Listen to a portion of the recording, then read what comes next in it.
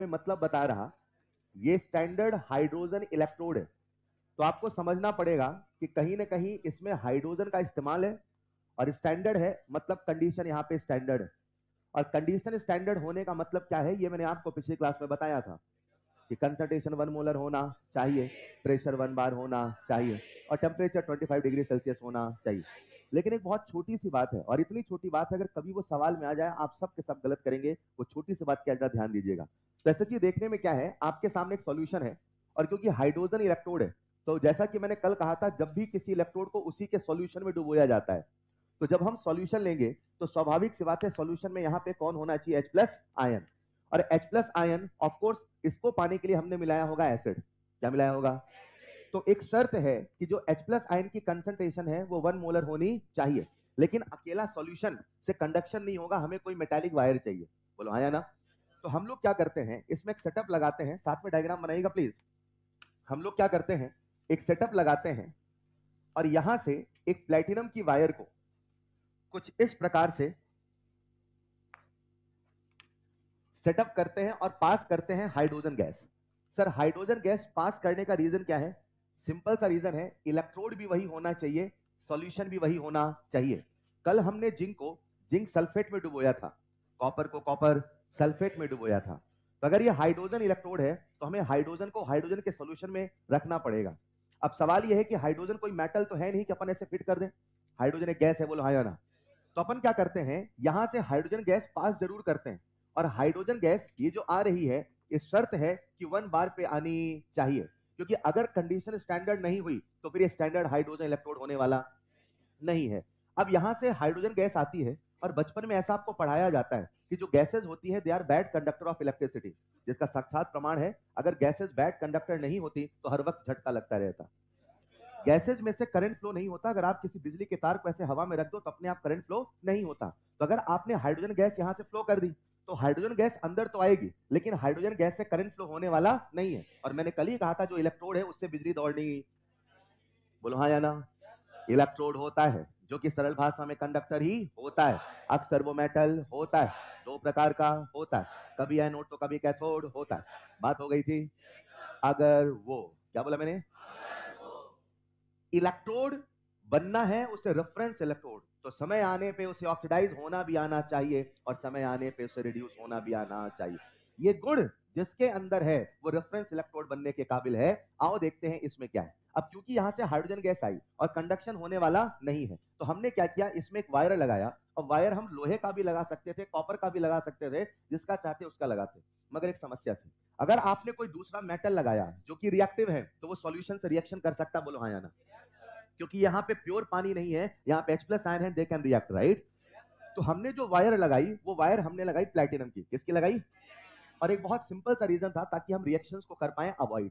हम और कोई रिएक्शन नहीं चाहते हैं, हम केवल हाइड्रोजन की ही रिएक्शन चाहते हैं, इसलिए हमने कौन सा वायर लिया, प्लैटिनम का। बोलो डन है? अब भूल मत जाना, प्लैटिनम जो होता है वो इनर्ट तो होता है, रिएक्शन में नहीं जाता है, लेकिन प्लैटिनम एक डी ब्लॉक का एलिमेंट है। और अगर प्लैटिनम एक डी ब्लॉक का एलिमेंट है मतलब उसके अंदर इंटरस्टिशियल वॉइड है, मतलब उसके अंदर एड्सॉर्प्शन होने की कैपेसिटी है। जब मैं आपको जीरो ऑर्डर रिएक्शन पढ़ा रहा था, मैंने कुछ अमोनिया का डिकम्पोजिशन बताया था, जहां पे कैसे अमोनिया गैस आती है, सरफेस पर एडसॉर्ब होती है, याद है? ये जो आपके सामने सेटअप बना है, जिसमें ये जो वायर है ये बेसिकली प्लैटिनम की वायर है, और यहां से हमने एक छोटा सा मेटल लगा दिया, ये भी प्लैटिनम का है। ये भी किसका है? प्लैटिनम का। ये जो पूरा आपको सेटअप नजर आ रहा, इसे ही कहते हैं स्टैंडर्ड हाइड्रोजन इलेक्ट्रोड, जिसमें कंसंट्रेशन कितना है, 1, प्रेशर कितना है, 1। लेकिन सबसे बड़ा ट्विस्ट क्या है, जरा सुनिएगा। आईयूपीएसी ने कहा यस, अगर वो स्टैंडर्ड हाइड्रोजन इलेक्ट्रोड है तो कंसंट्रेशन 1 मोलर होना चाहिए, प्रेशर 1 बार होना, प्रेशर 1 बार होना। कंसंट्रेशन 1 मोलर किसका चाहिए? H+ का। H+ का एन फैक्टर कितना है? 1। और अगर एन फैक्टर 1 है तो मोलैरिटी भी वही है, नॉर्मेलिटी भी वही है। यानी मैं कह सकता हूं कंसंट्रेशन 1 मोलर कह दो या नॉर्मेलिटी 1 नॉर्मल कह दो, दोनों चलेगा, बोलो हाँ या ना? तभी से कई बार हम कहते हैं स्टैंडर्ड हाइड्रोजन इलेक्ट्रोड, तो कई बार कहते हैं नॉर्मल हाइड्रोजन इलेक्ट्रोड। सही और नहीं, ऐसा मैंने बोला होगा। यहां पे कंसंट्रेशन H+ की या तो 1 मोलर हो चलेगा, या तो 1 नॉर्मल हो, बोलो चलेगा। हाँ, कंसंट्रेशन कितना चाहिए, प्रेशर कितना चाहिए, और अगर वो स्टैंडर्ड है तो टेम्परेचर कितना होना चाहिए? 25 डिग्री सेल्सियस। लेकिन आईयूपीएसी कहता है टेम्परेचर कुछ भी हो चलेगा। मैंने क्या बोला? टेम्परेचर 25 है, बहुत अच्छी बात है। 25 नहीं 35 है तो भी चलेगा, 40 है तो भी चलेगा, 50 है तो भी। टेम्परेचर की कोई बाध्यता, बाध्यता केवल कंसंट्रेशन। और क्या आप इसे दिमाग में रख पाएंगे? जब मैं आगे नेक्स्ट इक्वेशन पढ़ाऊंगा इसे मैथमेटिकली भी साबित करूंगा, लेकिन अभी मान के चलना बच्चा रट लेता है स्टैंडर्ड है मतलब ये होना। एक ऑप्शन लिख दूंगा 25, आप वही टिक करोगे, लेकिन टेम्परेचर 25 हो कोई जरूरी है। बहुत अच्छी बात है, नहीं है तो भी चलेगा। नेक्स्ट पॉइंट में डायग्राम बनाइएगा, तो लिख लेना टेम्परेचर ए नहीं। अच्छा बच्चे फिर और उल्टा रट लेते हैं, उन्हें लगता है सर ने कहा टेम्परेचर 25 नहीं होना चाहिए। नहीं, मैंने ये नहीं बोला, मैंने ये बोला टेम्परेचर की कोई लिमिटेशन, 25 भी चले 35 भी चलेगा। 25 है तो बहुत अच्छी बात है, बेस्ट, सोने पे सुहागा। आया ना? लिख ले जल्दी से। ये जो आपके सामने इलेक्ट्रोड बना है इसी का नाम है स्टैंडर्ड हाइड्रोजन इलेक्ट्रोड। और जैसा कि मैंने कहा था समय आने पे इसे ऑक्सीडाइज होना भी आना चाहिए और समय आने पे इसे रिड्यूस होना भी आना चाहिए। एनोड पे ऑक्सीडेशन होता है कि रिडक्शन? और कैथोड पे? अच्छा, एनोड पर ऑक्सीडेशन होता है कि जहां पर या जिसका ऑक्सीडेशन होता है वही एनोड होता है? वही एनोड होता है। एनोड वो नहीं जहां पर ऑक्सीडेशन है, जहां पर ऑक्सीडेशन वो अपने आप एनोड बन जाएगा। ऑक्सीडेशन है तो एनोड है, एनोड है तो ऑक्सीडेशन है, ऐसा नहीं है। ये समझ पा रहे हो क्या? तो अगर कभी ये एज अ एनोड काम करेगा या यहां पे ऑक्सीडेशन होगा तो मैं आपके सामने रिएक्शन लिख रहा हूं। एक छोटी सी चीज को और देखना, आपके सामने रिएक्शन लिख रहा हूं। अब रिएक्शन लिखने के 1000 तरीके हो सकते हैं, लेकिन एनसीईआरटी ने इसी रिएक्शन को लिखा है तो हमें भी इसे ही याद करना पड़ेगा। मैं आपके सामने रिएक्शन लिख रहा हूं ऑक्सीडेशन की, और यहां मैंने क्या लिखा? Half H2। मैं चाहता तो ऐसे भी लिख देता, H2 से बना 2H प्लस 2 इलेक्ट्रॉन। बोलो हाँ या ना? ये भी ऑक्सीडेशन है, लेकिन एनसीईआरटी में जो रिएक्शन लिखी वो क्या लिखी? ये। और ऐसा सवाल आया है जब उन्होंने एनसीईआरटी में जो लिखा उसे ही सही माना है। मैं बताऊंगा कुछ ही देर में। अगर कोई मुझसे कहेगा एनोड की ऑक्सीडेशन रिएक्शन लिखना है तो ये लिखोगे, ये। कल को मान लो दोनों ऑप्शन आ गए तो हम किसे टिक करेंगे? याद रहेगा उन्होंने जो रिएक्शन लिखा है कितने इलेक्ट्रॉन लिखे हैं? 1। 2 इलेक्ट्रॉन के साथ नहीं लिखा है। इसका इंपैक्ट क्या होगा मैथमेटिकल हम आगे समझेंगे, अभी याद करने की कोशिश करो। चलेगा भाई? लिखते चलिएगा। हमारे सामने ये जो आपके सामने रिएक्शन लिखी है ये है ऑक्सीडेशन की। और इन द सेम वे अगर कभी ये कैथोड जैसे काम करेगा, ये बहुत छोटी छोटी बातें हैं राइट, इन्हें आपको दिमाग में रखना पड़ेगा क्योंकि इनमें आप करते हैं नेगेटिव मार्किंग और ये बाद में समझ में आता है यार ये ऐसा था। समझ पा रहे हैं क्या? अगर कैथोड है मतलब क्या होगा? रिडक्शन।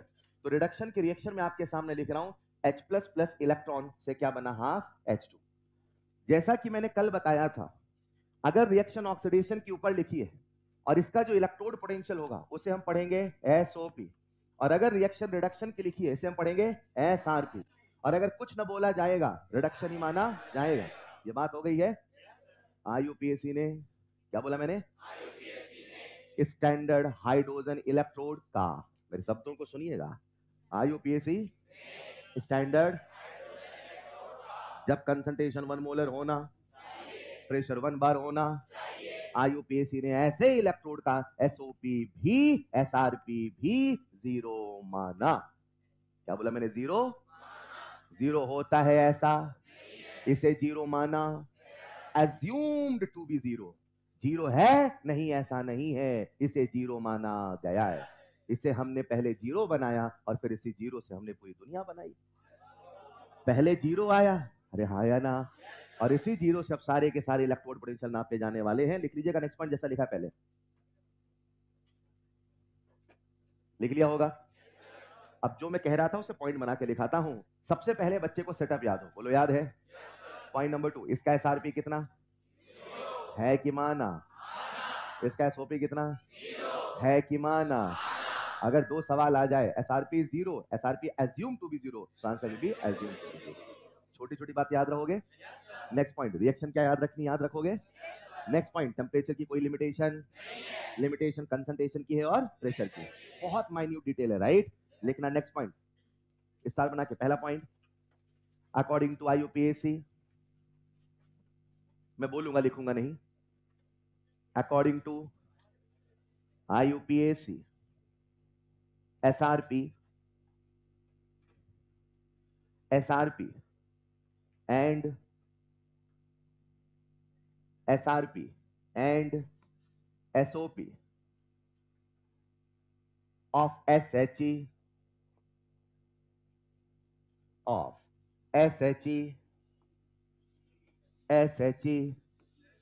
assumed to be 0.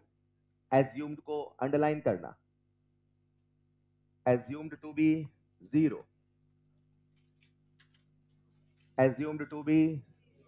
यार ये बच्चों, मुझे आप सबका ध्यान बोर्ड पे चाहिए। ये जो आपके सामने है, क्या इसी का नाम SHE है?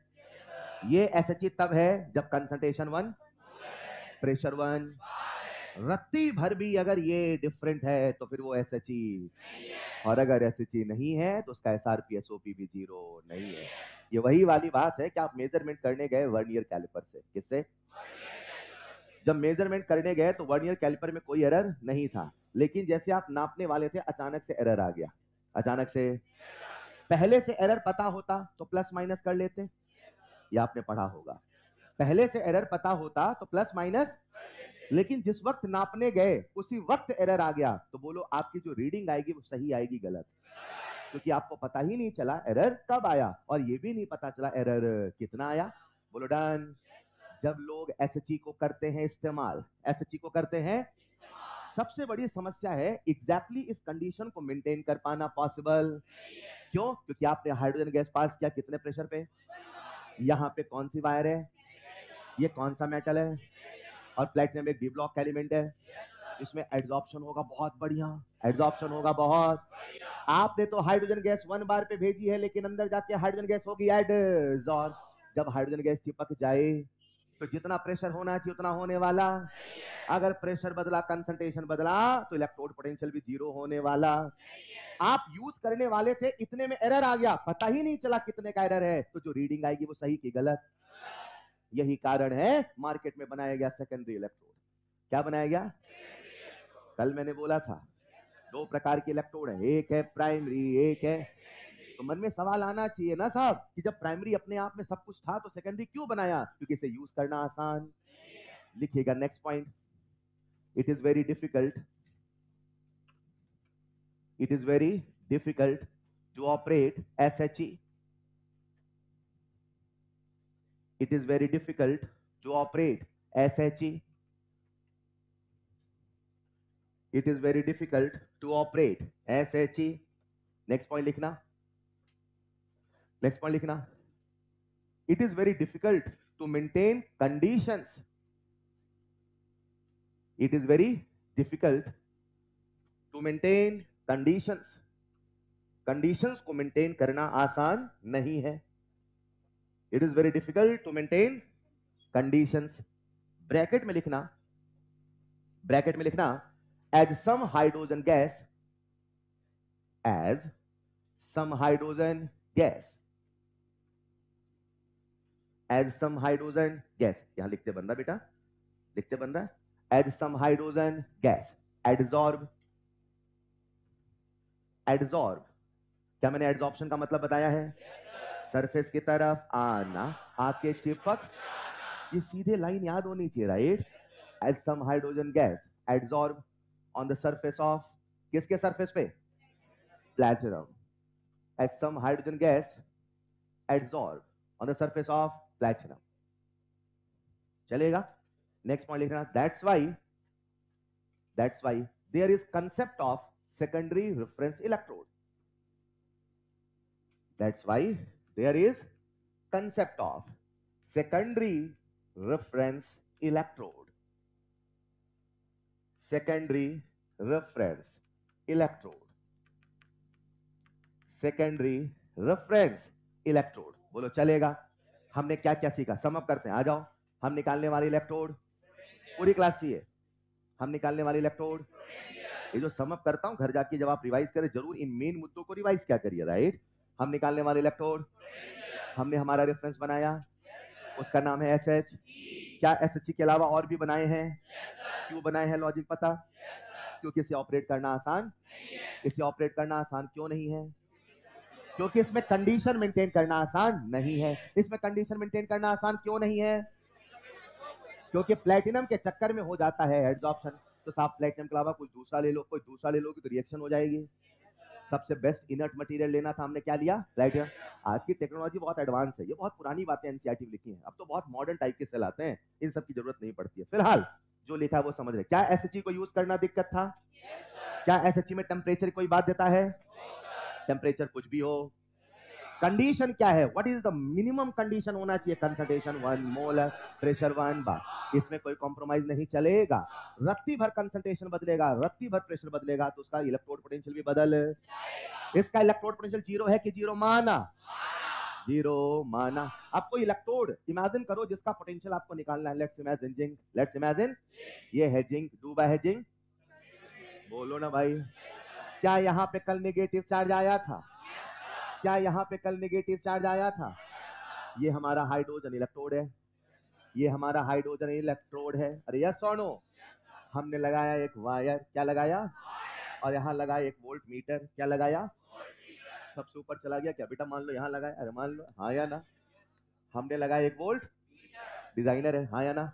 अब ये जो वोल्ट मीटर है इसमें ऐसे कुछ निडिल होगी, यस और नो? अच्छा, इसका पोटेंशियल है V1, इसका पोटेंशियल है, मुझे लगता है मुझे V2 की वैल्यू पता है। बोलो कितनी? डन। अगर आपको एक जीरो पता है, इस वोल्ट मीटर में रीडिंग आई 2 वोल्ट की, अरे मान लो, इसका मतलब इसका इलेक्ट्रोड पोटेंशियल कितना है? 2, क्योंकि वो कितना है? 0। तो जो भी डिफरेंस आएगा वही तो दूसरे का इलेक्ट्रोड पोटेंशियल माना। आईयूपीएससी वाले ने कुछ लोगों को बोला इधर आओ, इधर आओ, खाली बैठे थे, पढ़ नहीं रहे थे, उनको बोला तुमको एक काम देते हैं। क्या देते हैं? काम। बोले क्या? बोले तुम्हें दुनिया में जितने भी इलेक्ट्रोड हैं, दुनिया में इलेक्ट्रोड क्या है? क्लियर है? हर वो सब्सटेंस जिससे होके बिजली दौड़ जाती है इलेक्ट्रोड कहलाते हैं। मजे की बात है, आप गैस का भी इलेक्ट्रोड बना सकते हो, बस एक मेटल की वायर ही तो लगा दी है। मेटल तो इलेक्ट्रोड था, गैस का भी इलेक्ट्रोड बनाया, बस आपने बीच में क्या लगाया? मेटल की वायर। अरे यही तो इलेक्ट्रोड है, बोलो हाँ या ना? उन्होंने कहा दुनिया में जितने भी इलेक्ट्रोड है सबका इलेक्ट्रोड पोटेंशियल नापो और एक कागज में लिखो। नापो, नापो समझते हो? उसे मेजर करो और एक कागज में लिखो। ऐसे बहुत सारे लोगों को काम पे लगा दिया, कोई जिंक रखता था, कोई कॉपर, कोई ये, कोई वो, कोई सिल्वर, कोई फलाना, कोई ढगाना, नापा और एक कागज में लिखा। और उसके बाद आईयूपीएससी ने सभी कागज को स्टेपल करके एक किताब लिखी, और वो किताब दुनिया में खूब बिकी है। हर वो बंदा जिसे बैटरी बनानी होती है, जिसे मनचाही बैटरी की दुकान खोलनी होती है, उसे वो किताब खरीदनी पड़ती है। क्या आपको भी किताब खरीदनी है? आधे लग रहे अपना प्रमोशन कर रहे ना भाई। किताब खरीदने का मतलब है, उस किताब का नाम है इलेक्ट्रोकेमिकल सीरीज। क्या नाम है? आप वो किताब खरीदना चाहोगे, लिखना चाहोगे? लिखना। नेक्स्ट पॉइंट, नेक्स्ट पॉइंट लिख लो, इलेक्ट्रोकेमिकल सीरीज। वो मैंने बस फील के लिए बताया, एनसीईआरटी पढ़ोगे तो लिखा मिलेगा, घबराना नहीं। मैंने क्या समझाया, समझ गए क्या? इसको लिखने की आवश्यकता नहीं। लिखिएगा next point, electrochemical series, electrochemical series. बच्चों, मार्केट में से और भी कई नाम से जाना जाता है, एक बार इसके पर्यायवाची लिख लो, इलेक्ट्रोकेमिकल सीरीज। इसका दूसरा नाम है एक्टिविटी सीरीज, इलेक्ट्रोकेमिकल सीरीज और एक्टिविटी सीरीज और रिएक्टिविटी सीरीज और रिएक्टिविटी सीरीज और इलेक्ट्रोमोटिव सीरीज। लिखो बेटा, और इलेक्ट्रोमोटिव सीरीज, इसे हम कहते हैं इलेक्ट्रोकेमिकल सीरीज। और एक्टिविटी और रिएक्टिविटी और इलेक्ट्रोमोटिव, इसे हम क्लास में कहेंगे ECS। क्या बोलेंगे? Electrochemical series. शॉर्ट फॉर्म में क्या बोलेंगे? बोलो डन। लिखते चले। तो सर ये है क्या? ये एक ऐसी किताब है जिसमें दुनिया के सभी इलेक्ट्रोड का लिखा, इलेक्ट्रोड पोटेंशियल। क्या लिखा? इलेक्ट्रोड। क्या लिखा? इलेक्ट्रोड। अब जब इलेक्ट्रोड पोटेंशियल होगा, एक सवाल मैं आपसे पूछता हूं, क्या किसी भी इलेक्ट्रोड का SRP SOP दोनों लिखा जा सकता है? नहीं, जिसका SRP उसका SRP लिखोगे, SOP नहीं लिख सकते। जिसका SRP उसका SOP भी लिख, क्योंकि जो लिखा है वही होता है, ऐसा नहीं होता है। बोलो हाँ या ना? जो लिखा होता है वही होता है, ऐसा नहीं। याद है क्या? फिर क्या होता है समझाता हूं। हम एक सीरीज लिखने वाले हैं जिसका नाम है इलेक्ट्रोकेमिकल सीरीज। ये है क्या, लिखना जरा फर्स्ट पॉइंट। अब देखो यार, जब हम दुनिया के सभी इलेक्ट्रोड का इलेक्ट्रोड पोटेंशियल लिखेंगे तो किसी का होगा ऑक्सीडेशन, किसी का होगा, और किसी का होगा, तो किसी का होगा एसओपी, किसी का होगा। लेकिन हमें एक यूनिफॉर्मिटी लानी थी, राइट, कि पूरी दुनिया एक ही जैसे चीजों को पढ़े, तो हमने सबका लिखा एसआरपी। क्या लिखा? पहला प्रश्न, क्या सबका एसआरपी लिखा जा सकता है? क्योंकि हमें पता है एसआरपी बराबर माइनस एसओपी होता है। मत लिखो ना एसओपी, फिर कंफ्यूज हो गए। हम एक ही भाषा लिखेंगे, बोलो क्या? एसआरपी। लिखना first point. आईयूपीएससी recommend, आईयूपीएससी recommend arrangement of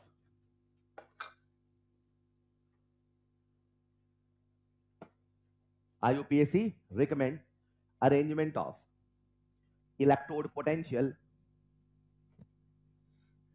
arrangement of electrode potential on the basis of their SRP values, on the basis of their SRP values। IUPAC ने दुनिया को क्या बोला? अगर आप इलेक्ट्रोड पोटेंशियल लिखोगे तो किसके आधार पे लिखोगे? बोलो डन। उन्होंने नहीं कहा इंक्रीजिंग ऑर्डर लिखना, उन्होंने नहीं कहा डिक्रीजिंग ऑर्डर लिखना। मेरी बात को सुनिएगा। साल 2020 में सवाल आया, पूरी जनता ने गलत किया, और एक बहुत छोटा सा कंफ्यूजन था एनसीईआरटी में चीजों को लिखा कैसे। उन्होंने कहा दुनिया के सभी इलेक्ट्रोड को एसआरपी के वैल्यूज पे लिख दो बस। उन्होंने नहीं कहा इंक्रीजिंग ऑर्डर लिखो, उन्होंने नहीं कहा। एनसीईआरटी ने भी नहीं कहा, एनसीईआरटी ने भी, मगर एनसीईआरटी में एक फोटो दी है, एनसीईआरटी में एक, और जो एनसीईआरटी में फोटो दे रखी है उसमें उन्होंने जो इलेक्ट्रोड पोटेंशियल लिखा है वो एसआरपी के आधार पे लिखा है, लेकिन उन्होंने सबसे ऊपर सबसे ज्यादा एसआरपी लिखा है। सबसे ऊपर सबसे, और सबसे नीचे सबसे। और आपके एग्जाम में एक सवाल आया था, बोलो ईसीएस में सबसे ऊपर कौन है। मतलब वो ऐसे सवाल पूछे, बोलो आपके एनसीईआरटी का पहला चैप्टर कौन है। ये कोई सवाल होते हैं क्या? बोलो ईसीएस में सबसे ऊपर कौन है। हेलो, ईसीएस में नीचे से दूसरे नंबर पे कौन है। ये कोई सवाल है क्या? बोलो आपके एनसीईआरटी में लास्ट सेकंड लास्ट चैप्टर कौन सा है। 4 ऑप्शन। मान लो ऐसे सवाल आए, मगर आए हैं, मगर आए हैं। तो जो एनसीईआरटी में पोजीशंस है वही पोजीशंस हमें याद करना पड़ेगा। इतना रेफरेंस माना जाता है एनसीईआरटी को, समझ पा रहे? इसीलिए मैं जो कहने वाला हूं ध्यान से सुनिएगा। सुन रहे हो क्या? What is electrochemical series? Arrangement of several electrodes on the basis of their SRP। अब SRP का या तो इंक्रीजिंग ऑर्डर होगा या तो डिक्रीजिंग। बोलो डन।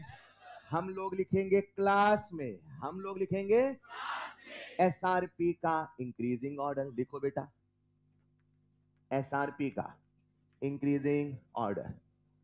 हम लोग लिखेंगे क्लास में SRP का इंक्रीजिंग, और जो एनसीईआरटी है उसमें उन्होंने लिखा है एसआरपी का। अब आप मुझसे आर्ग्यूमेंट कर सकते हो, सर आप भी वैसे लिखो ना जैसे एनसीईआरटी में लिखा है। बेटा उन्होंने डिक्रीजिंग ऑर्डर नहीं लिखा है, उन्होंने बस फोटो चिपकाई है। उन्होंने कुछ नहीं लिखा है, ना इंक्रीजिंग बोला ना, उन्होंने कहा बस ये फोटो है। हेलो, मेरी बात समझना। हमारे सारे जो कंसेप्ट हैं, हमारे सारे जो, उससे कोई मतलब नहीं आप इंक्रीजिंग लिख रहे हो डिक्रीजिंग लिख रहे हो, कोई मतलब नहीं। लेकिन अगर वो सवाल ऐसा पूछ देते हैं, अगर वो सवाल ऐसा कि बोलो सबसे ऊपर कौन है, ये भी कोई सवाल है क्या? मगर वो पूछते हैं, बोलो सबसे ऊपर, बोलो एनसीईआरटी का पहला चैप्टर कौन सा है? 12th क्लास का। खैर छोड़ो, रहने दो। अगर वैसे सवाल पूछ दें तो भैया फिर तो हाँ या ना। अब वही वाली बात है कि हम लोग क्लास में क्या लिखेंगे? एसआरपी का इंक्रीजिंग ऑर्डर। एनसीईआरटी में क्या लिखा है? एसआरपी का। लेकिन एनसीईआरटी में कहीं नहीं लिखा है कि डिक्रीजिंग ऑर्डर, उन्होंने बस फोटो लगाई है। क्या लगाई है? अगर कोई मुझसे कहे ECS is the arrangement of electrodes on the basis of SRP, yes, increasing order है डिक्रीजिंग ऑर्डर है, हम कुछ नहीं बोलेंगे। बोलो चलेगा, ये हमारी इच्छा है, हम कैसे बना रहे। हमारे सारे ट्रिक यहां चलते हैं तो हम ये पढ़ेंगे, लेकिन अगर कभी पोजीशन पूछ दे तो उल्टा कर देंगे, जो कि बहुत रेयरली पूछेगा। एक ही बार पूछा है, वो भी पता नहीं कैसे पूछा था। अरे हाँ या ना? क्या मेरी अब वही वाली बात है, कभी पूछ दे एनसीईआरटी पहला चैप्टर कौन सा, अगले साल से वही पढ़ाएंगे। बेटा पहले चैप्टर रट के आओ। समझ पा रहे हो क्या? फिलहाल हम लोग पढ़ेंगे एसआरपी का इंक्रीजिंग ऑर्डर। अब पल भर के लिए इस लाइन को भूल जाना, मैं सारे कंसेप्ट सिखा दूंगा। हमारे कंसेप्ट में कोई मतलब नहीं इंक्रीजिंग है डिक्रीजिंग है, हेलो, लेकिन जब आएगी पोजीशन, क्या आएगी, तो फिर हमें देखना पड़ेगा, हमने जिसे ऊपर कहा उन्होंने उसे नीचे कहा। जैसे मैं बता दूं, हमारी ईसीएस में सबसे ऊपर कौन आएगा, लिथियम। कौन आएगा? अब कल को वो पूछ दे, बताओ ईसीएस में सबसे नीचे कौन है, तो जो हमारा सबसे ऊपर है उनका सबसे, अरे ये भी कोई सवाल है क्या यार? मगर ऐसे पूछते, बोलो ऊपर से दूसरे नंबर पे कौन है? हाँ आया है, करेंगे। फिलहाल प्यारे बच्चों, सबसे पहले मैं आपको बता दूं, आज हम सभी इलेक्ट्रोड का क्या लिखने वाले, इलेक्ट्रोड पोटेंशियल की परिभाषा याद है? जब भी किसी इलेक्ट्रोड को उसी के सॉल्यूशन में, और सॉल्यूशन जब मैं कहता हूं तो सॉल्यूशन से मेरा मतलब है एक्वस सॉल्यूशन। क्या मतलब है? आज मैं जितने भी इलेक्ट्रोड पोटेंशियल लिखूंगा वो सारी की सारी कहानी सच है, only in aqueous solution. AIIMS का यार का सवाल आया है हमारे लिए, ईसीएस में सबसे ऊपर कौन है? हम लोग ईसीएस में एसआरपी का इंक्रीजिंग ऑर्डर लिख रहे हैं, डिक्रीजिंग, मतलब जो सबसे पहले उसका एसआरपी सबसे, मतलब लिथियम का एसआरपी सबसे, तो उन्होंने हमसे पूछा, एम्स का यार का सवाल था, lithium is having the minimum SRP value, बताओ सही है कि गलत? सही है कि गलत? सही है कि गलत? लिथियम का एसआरपी सबसे कम है इन एक्वस सॉल्यूशन, इन एक्वस। लिखना नेक्स्ट पॉइंट, लिखते चलना, सब याद कराऊंगा, लिखना नेक्स्ट पॉइंट स्टार बना के, पहले इसे लिख लेना। क्लास में एसआरपी का इंक्रीजिंग ऑर्डर एनसीईआरटी में उल्टा गिवन है, उल्टा गिवन है। सर इसका क्या इंपैक्ट आएगा, बताता हूं। कंसेप्ट में कोई दिक्कत नहीं है, अब इसे भूल जाना लिख के, ठीक है? अब इसमें कुछ देर में लौटेंगे। भूल गए बेटा, वेरी गुड। मान लो सर ने नहीं बताया, राइट? अरे हेलो, नेक्स्ट पॉइंट लिखना स्टार बना के, this ECS is valid, this ECS is valid only in aqueous solution। मैं जो सिखाने वाला हूं, मैं जो बताने वाला हूं, वो केवल एक्वस सॉल्यूशन के लिए सही है, हर जगह सही। This ECS is valid only in aqueous solution. अपन एक काम करते हैं, सबसे पहले ECS लिख लेते हैं, फिर समझते हैं। बोलो डन। अच्छा, आपको ECS कैसे लिखना बेटा, मान लो आपकी कॉपी है, ये मान लीजिए, आपको मैं ऐसे लिख रहा हूं क्योंकि मैं छोटा लिखूंगा आपको दिखाई नहीं देगा, लेकिन आपको लिखना वर्टिकल। कैसे लिखना है? सबसे ऊपर, उसके बाद ऐसे ऐसे लिखते जाना, राइट? आप कॉपी के या तो लेफ्ट हैंड साइड लिख लें, या तो राइट हैंड साइड लिख लें, या तो बीचों बीच लिख लें, घबराए नहीं, जो जगह बचेगी उसे भरवा दूंगा, ठीक है? नहीं समझे? आपको कैसे लिखना है? वर्टिकल, जगह बचेगी, घबराने, सब भरवा दूंगा, ठीक है? हाँ, लिखते चलना, पहले एक बार लिख लो फिर समझाता हूं। Lithium, potassium, barium and so on.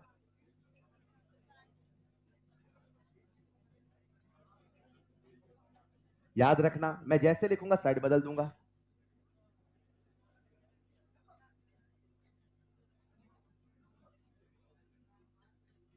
मैंने जहां गोला बनाया, आपको भी बोला गोला बनाना है, बस याद रखना, मैंने यहां जगह छोड़ा, आपको छोड़ना नहीं, बस आप एक के नीचे एक के नीचे एक लिखते चलो। समझ पा रहे हो क्या? एक के नीचे एक के नीचे एक के नीचे एक के नीचे एक, बस बस बस, बस। हाँ।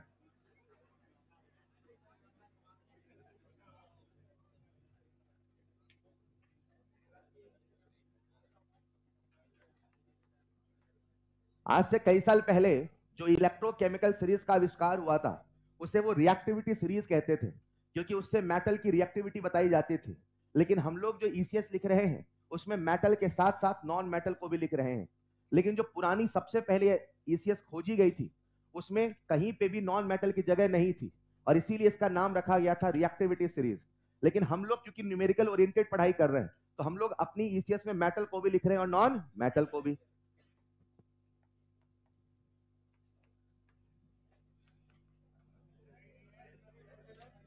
आपने पहले लिख लिया था क्या? क्या बात कर रहे हो, यहां तक पहुंच गए थे? वैसे तो जल्दी कभी नहीं लिखते हो। अच्छा, चलो बीच में जगह होगी वहां लिख दो छोटा छोटा। अभी अपन इसका शॉर्टर वर्जन लिखेंगे। सबसे नीचे, ये बच्चा बहुत अच्छा लिख रहा है, सबसे नीचे फ्लोरीन, क्लोरीन, ब्रोमीन, आयोडीन। याद कैसे करना है बताता हूं। लिख लो बस, अब नहीं है और, इतना ही है। ये जो हमारे सामने इलेक्ट्रोकेमिकल सीरीज है, इसमें हमने एसआरपी का इंक्रीजिंग ऑर्डर लिखा है। मैं कुछ वैल्यूज लिखूंगा, आपको वैल्यूज नहीं याद करनी है, बस आपको मैं फील कराने लिखूंगा। लिथियम का जो एसआरपी होता है, आपको लिखना नहीं है, बस मैं बता रहा हूं। जो लिथियम का एसआरपी होता है वो होता है -3.05 वोल्ट के आसपास, और जो फ्लोरीन है उसका जो एसआरपी है वो होता है 2.87 वोल्ट के आसपास। फ्लोरीन का एसआरपी सबसे ज्यादा है, लिथियम का एसआरपी सबसे कम है। सबने लिख लिया होगा? चलो अब याद करने की कोशिश करते हैं। जिसको पुराना याद है अच्छी बात है, जिसको नहीं याद है वो एक बार ट्रिक लिख के याद करने की कोशिश करना, राइट? और इसी क्लास में याद हो जाए, घबराना नहीं। सबसे ऊपर कौन है? लिथियम। तो हम ऐसे कहेंगे, लेकर बारात। क्या बोलेंगे? लेकर। जिसको नहीं याद है वो हिंदी में लिखता रहे बगल में, आधे बारात ही बोलते रहेंगे। लिखो बेटा, लेकर, और इतने में बारात निकल जाएगी। लेकर बारात। अब आप बारात लेके जा रहे हैं, लेकिन जा कैसे रहे? सर की कार। अच्छा, एक बार एक बच्चा सीरियस हो गया, सच उसने मुझे फोन कर दिया है, बेटा सीरियस मत होना है ना सर, लेकर बारात सर की कार, लेकर बारात सर की कार। अब आप बारात लेके जा रहे हो, और इसीलिए मैंने कई सालों से गाड़ी बदली नहीं है ना, अब आप मांगने लगे। लेकर बारात सर की कार, ना मांगो। हाँ हाँ हाँ बेटा, जिनको याद है प्लीज वो कॉपी में लिख ले, बाकियों को याद करने दे, ठीक है? लेकर बारात सर की कार, ना मांगो अली महान, ना मांगो। अब कुछ बच्चे आलू याद किए हैं, ठीक है, पर मुझे आलू अच्छा ही लगता है ना। लेकर बारात सर की कार, ना मांगो अली महान। ऐसा थोड़ा फील करो, मतलब आप बारात लेके जा रहे थे और सर की कार जा रहे थे, उसके बाद और भी मांग रहे थे। हमने कहा लेकर बारात सर की कार, ना मांगो अली महान। पानी पियो, पानी पियो।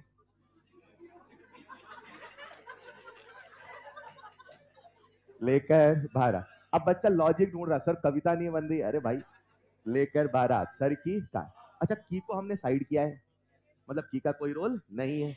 लेकर बारात सर की कार, ना मांगो अली महान। पानी पियो, पानी पियो। अब पानी पीने के बाद भाई को याद आई मैं कर क्या रहा हूं जीवन में, तो उसने कार फेंक दी। जो कार फेंक दो, जो कार फेंक दो। आप क्या बोलते हो? फेंक दो नहीं, फेंक दो। कैसे बोलोगे? फेंक दो, कर दो। जो कार फेंक दो, कोई नहीं। अब आपने कार फेंक दी, मेरे पास है सर कार फेंक दी, मैंने कहा कोई नहीं। सुनो, प्रभात है, सुनो प्रभात। प्रभात का मतलब होता है नया सवेरा, हाँ या ना? तो आपने कार फेंक दी, मैंने कहा कोई बात नहीं, नया सवेरा है, नई कार ले आएंगे, हाँ या ना? लेकिन सुनिएगा, लेकर बारात सर की कार, ना मांगो अली। पानी पियो, पानी पियो। मैंने पानी पे गोला लगाया, आप भी लगाना, अंत तक समझ में आएगा गोला क्यों लगाया था, बोलो चलेगा? जो कार फेंक दो, कोई नहीं, सुनो प्रभात है। अब आपने कार फेंक दी, मैंने कहा कोई नहीं, नया सवेरा, नई कार ले आएंगे। अब नई कार लेके आए, इतने में घर में पड़ गया छापा। क्या पड़ गया? छापा। CHAPA, बोलो हाँ या ना? यहाँ पे C का मतलब है कॉपर, H का मतलब है HG, A का मतलब है AG, P का मतलब है प्लैटिनम, A का मतलब है AU। AU बोले तो, AU बोले तो, लेकर बारात सर की कार, ना मांगो अली। पानी पियो, पानी पियो। जो कार, कोई नहीं, सुनो, इतने में घर में पड़ गया। अब छापा लिख लिया अपन ने। अब सुनना ध्यान से, सबसे नीचे फ्लोरीन, एक छोड़ के क्लोरीन, एक छोड़ के ब्रोमीन, दो छोड़ के आयोडीन। कैसे याद करोगे? सबसे नीचे एक छोड़ के, एक, दो छोड़ के, छापा, एक छोड़ के, एक छोड़ के, एक छोड़ के, अंत में सर छोड़ना क्या था? एलिमेंट। बोलो हाँ या ना? देखो जल्दी से, ये जो आपके सामने है ये ECS है। अब देखो यार, this is not the real picture of ECS। हम केवल वही लिख रहे हैं जिनसे हमें सवाल करने हैं, जिनसे हमारे एनसीईआरटी काम चलेगा। असली ECS तो सच में पूरी किताब के बराबर है, जिसमें दुनिया के हर इलेक्ट्रोड का इलेक्ट्रोड पोटेंशियल लिखा है, उसे याद करना संभव नहीं है। अब हम लोग क्या करेंगे, पूरे कंसेप्ट को बनाने के लिए इसे रिड्यूस फॉर्म कर लेते हैं, राइट? मन में एक पिक्चर बना लो, बाकी मैं याद करा दूंगा, निश्चित रहना, बस मेरे साथ बोलते रहना बस, राइट? सबसे ऊपर वाली पोजीशन याद कर लो, सबसे नीचे वाली। सबसे ऊपर कौन है? लिथियम। सबसे नीचे फ्लोरीन। लिख लिया सबने? एक बार अच्छे से लिख लो। नहीं लिखो, लिखो बेटा लिखो।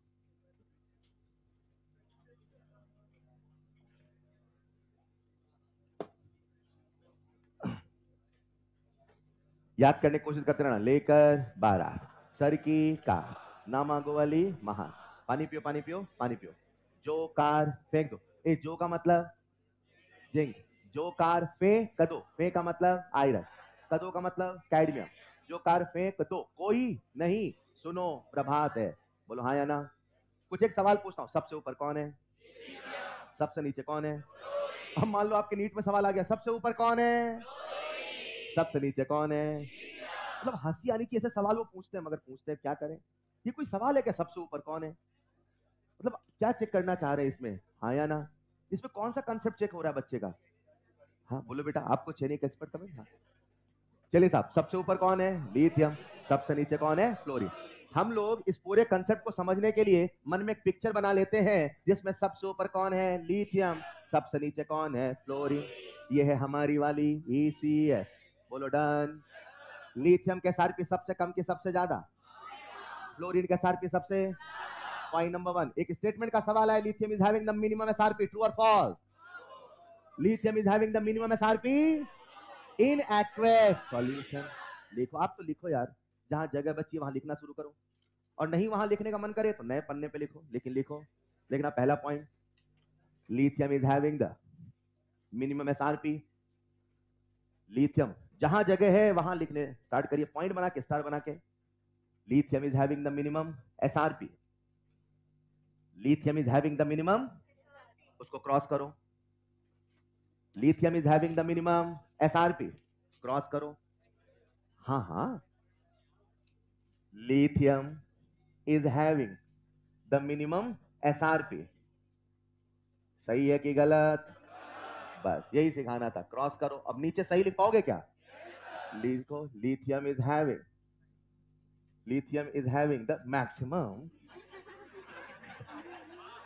Lithium is having the minimum SRP in aqueous solution. बस बस बस, सबको पढ़ने दो, सबको पढ़ने दो। लिखो लिखो, lithium is having the minimum SRP in aqueous solution. बोलो चलेगा? आप अपनी ECS को ध्यान से देखो, कॉपी में देखना, यहां देखना। इस ECS में अगर आप देखोगे तो ऊपर सारे कौन है? मेटल। ये पीले पीले कौन है? आधों को मेटल नॉन मेटल समझ में आता है, ऐसे मैंने सफेद को मेटल बोला है, पीले वालों को नॉन मेटल बोला। बेटा रंग तो समझ में आता है। ठीक।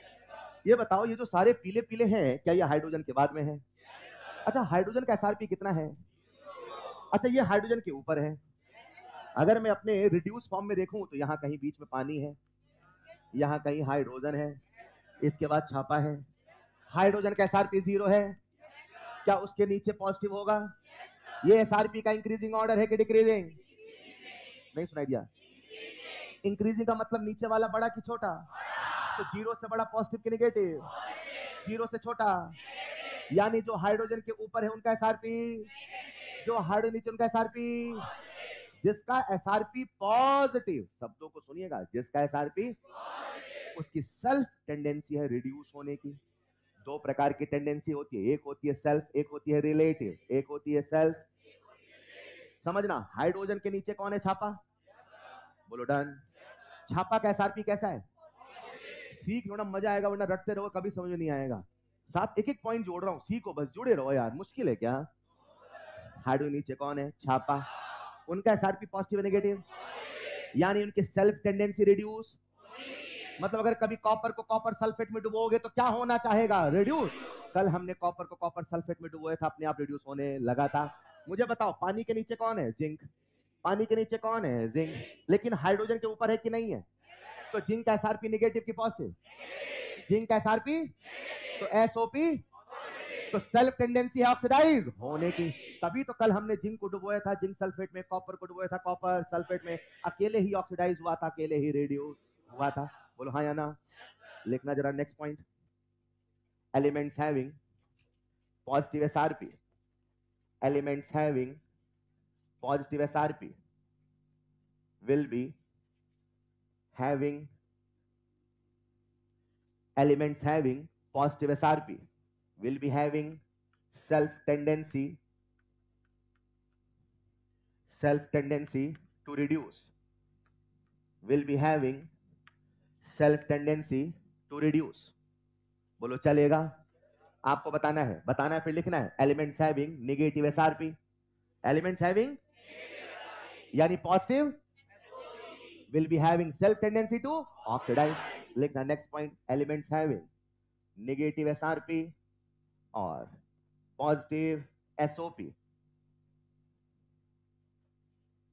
एलिमेंट्स हैविंग नेगेटिव एसआरपी और positive SOP will be having self tendency, will be having self tendency to oxidize. बोलो चलेगा? will be having self tendency to oxidize. आओ साहब समझते हैं, एक होता है सेल्फ टेंडेंसी, एक होता है रिलेटिव, मतलब किसी दूसरे के रिस्पेक्ट में, किसी दूसरे के, जिसकी जो ताकत ज्यादा वो होना चाहेगा। कल ऐसा बताया था, पोटेंशियल यानी क्षमता, पोटेंशियल यानी ऑक्सीडेशन पोटेंशियल ऑक्सीडाइज होने की, रिडक्शन पोटेंशियल रिड्यूस होने की। जिंक का मैंने कहा रिडक्शन पोटेंशियल है, मान लो x कितना है, यानी जिंक के रिड्यूस होने की क्षमता है x। बोलो डन। मुझे एक सवाल का जवाब देना, हमारे ईसीएस में सबसे ऊपर कौन है, सबसे नीचे कौन है? ऊपर से नीचे एसआरपी बढ़ रहा घट रहा? एसआरपी बढ़ रहा यानी रिड्यूस होने की क्षमता बढ़ रही, यानी नीचे वाला पहले रिड्यूस होना चाहे, ऊपर वाला ऑक्सीडाइज होना चाहे। बोलो डन, बोलो डन। मगर याद रखना, मगर याद ऑक्सीडेशन तो हमेशा मेटल का होगा, ऑक्सीडेशन तो हमेशा। पहले रूल बनाओ, नीचे वाले क्या होंगे, ऊपर वाले। एसआरपी का इंक्रीजिंग ऑर्डर डिक्रीजिंग, नीचे वालों का एसआरपी, ऊपर वालों का, नीचे वाले रिड्यूस, ऊपर वाले ऑक्सीडाइज। बोलो डन। अगर मैं आपके सामने ले लूं, लेट्स इमेजिन सोडियम और लेट्स इमेजिन जिंक, बोलो हाँ या ना? तो बोलो जिंक नीचे है कि सोडियम? तो रिड्यूस जिंक होगा सोडियम, ऑक्सीडाइज कौन होगा? गलत, जिंक रिड्यूस नहीं होगा, जिंक का आयन रिड्यूस होगा। ऑक्सीडेशन तो मेटल का होता है, सही है, लेकिन रिडक्शन कभी मेटल का नहीं, मेटल बोलचाल की भाषा में बोला जाता है, नादान समझ के माफ करना, याद रखना, रिडक्शन कभी मेटल का नहीं, मेटल।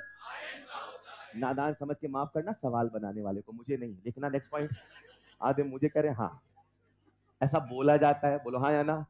लिखना next point, oxidation, oxidation metal का होता है। पॉइंट बनाते चलना, स्टार चमकता हुआ तारा, राइट? हाँ आज कॉपी में चमका दो तारे। ऑक्सीडेशन मेटल का होता है, ऑक्सीडेशन मेटल का होगा, लेकिन रिडक्शन मेटल आयन का होगा।